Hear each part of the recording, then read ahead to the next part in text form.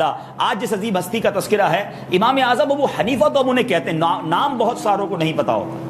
امام اعظم ابو حنیفہ کا نام نامی نعمان, والد کا نام ثابت اور کنیت ابو حنیفہ, یعنی آپ کا نام ابو حنیفہ نہیں ہے. امام اعظم کا نام کیا ہے؟ چلو آج یاد کر لو, نعمان. آپ کا نام کیا ہے؟ اور ان کے والد کا نام ہے ثابت.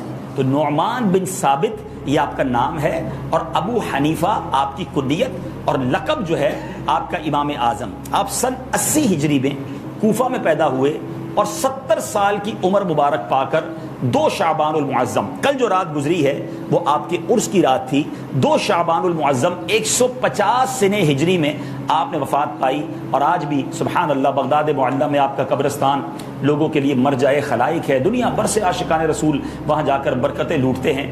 یاد رہے کہ ائمہ اربعہ, چاروں امام, امام اعظم ابو حنیفہ, امام شافعی, امام مالک, امام احمد بن حنبل رضی اللہ تعالی عنہم برحق ہیں.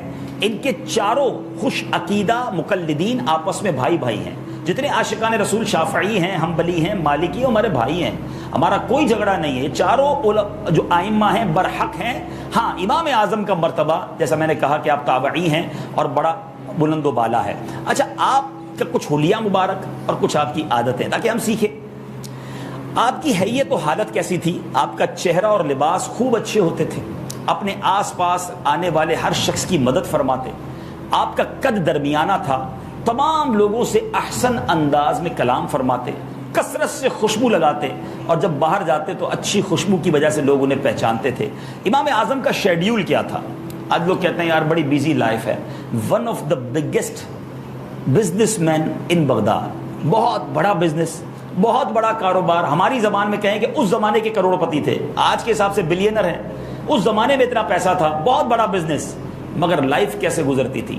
حضرت مسعر بن کدام فرماتے ہیں کہ میں امام اعظم کے ساتھ برکت لینے کے لیے آپ کی مسجد میں حاضر ہوا, دیکھا کہ نماز فجر کے بعد آپ لوگوں کو سارا دن علم دین پڑھاتے رہے. فجر سے شروع کیا, پڑھاتے رہے, اس دوران صرف نمازوں کے وقفے ہوتے رہے اور امام اعظم پڑھاتے رہے.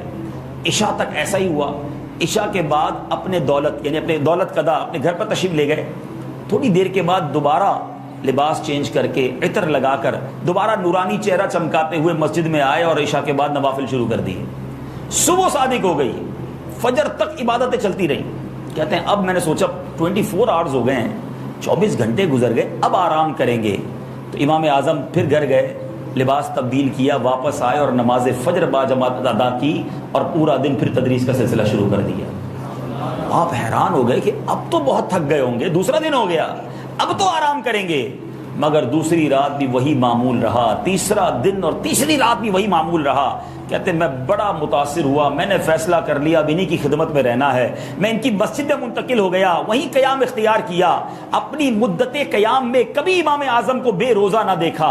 سارا وقت روزے سے دن میں ہوتے اور رات عبادت میں گزرتی, اور نوافل سے غافل نہ دیکھا. البتہ ظہر سے قبل آپ تھوڑی دیر کے لیے آرام کرتے, چند گھنٹوں کا آرام, صرف عبادت, علم دین کی ترویج و اشاعت. یہ اللہ والے کیسے تھے, اتنا بڑا نام, اتنے بڑے مفتی, اتنے بڑے عالم, مگر عبادت و ریاضت کا عالم یہ تھا. میرے بیچ اسلامی بھائیوں, اب دیکھیے اللہ کی بارگاہ میں, اللہ کے حبیب کی بارگاہ میں کیسا پھر ان کا مقام ہوا. بہت بڑی ہستی حضرت داتا گنج بخش علی حجویری رحمۃ اللہ تعالی علیہ اپنی بڑی مشہور کتاب کشف المحجوب میں کیا لکھتے ہیں. آپ فرماتے کہ ایک بار میں سفر کرتے ہوئے مؤذن رسول ملک شام میں حضرت مؤذن رسول سیدنا بلال حبشی رضی اللہ تعالیٰ کے روضے پر حاضر ہوا. داتا گنج بخش خود فرماتے ہیں میں گیا شام اور حضرت بلال کے روضے پر حاضر ہوا, وہاں میری آنکھ لگ گئی. میں نے اپنے آپ کو مکہ معظمہ میں پایا.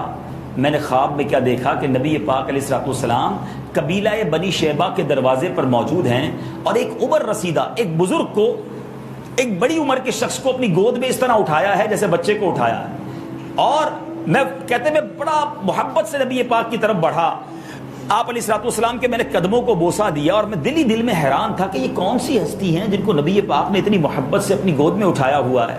تو پیارے آقا علیہ الصلوۃ والسلام نے میرے دل کی حالت کو جان لیا اور مجھے مخاطب کر کے فرمایا کہ یہ ابو حنیفہ ہیں اور تمہارے امام ہیں.